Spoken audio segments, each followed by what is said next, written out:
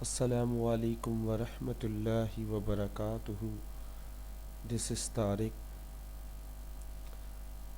ہم وطنوں سے ایک ہاتھ جوڑ کر گزارش ہے، اپنی بیٹیوں کی شادیوں پر بہت زیادہ دعوتیں، کئی روز تقاریب، کئی گاڑیاں بھر کر جہیز کے قافلے، مہنگے جوڑے زیورات، مہنگے ڈھیر سارا سامان، داماد کی ہر خواہش کو پوری کرنا۔ کبھی آپ نے سوچا ہے غریب کی بیٹی کا کیا ہوگا؟ سوچیں، اچھے شہریوں کی یہی کام ہوتے ہیں۔ آپ کا یہ دکھاوا معاشرے میں بدترین بگاڑ کا سبب بن گیا ہے۔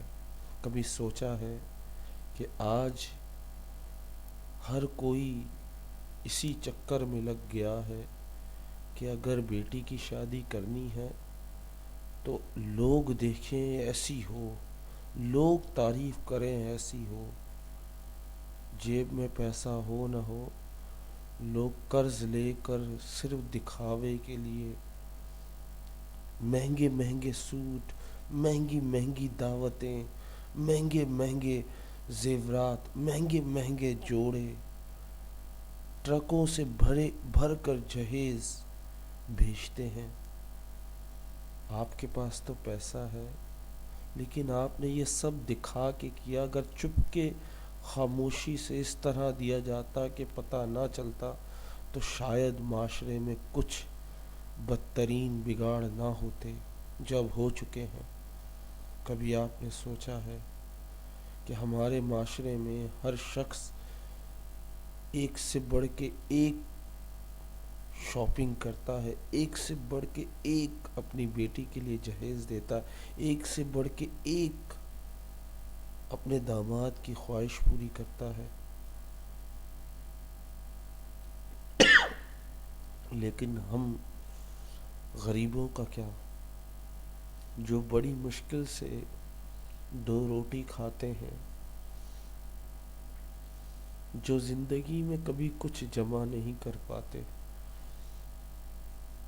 لوگ ان سے بھی پوچھتے ہیں تمہارے یہاں بیٹی ہے؟ اگر بیٹی ہے تو کوئی ان کو پوچھتا نہیں، کیونکہ ان کے پاس کچھ نہیں۔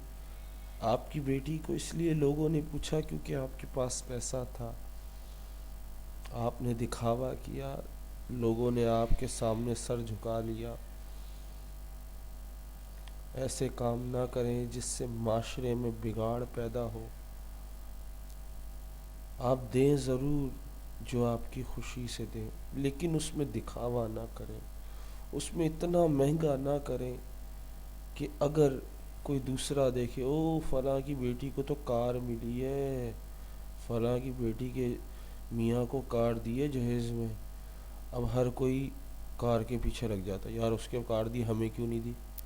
تو یہ چیزیں دکھاوے پہ بہت زیادہ نقصان دہ ثابت ہوتی ہیں معاشرے کے لیے۔ تو میں آپ لوگوں سے ہاتھ جوڑ کر التجا کروں گا، دکھاوا نہ کریں، کم دیں، اچھا دیں، کم دیں، لیکن دکھاوا نہ کریں۔ ایسا دیں کہ صرف آپ کے گھر والوں کو اور ان کے گھر والوں کو پتہ چلے۔ میں امید کرتا ہوں آپ اس بارے میں ضرور سوچیں گے۔ السلام علیکم ورحمۃ اللہ وبرکاتہ۔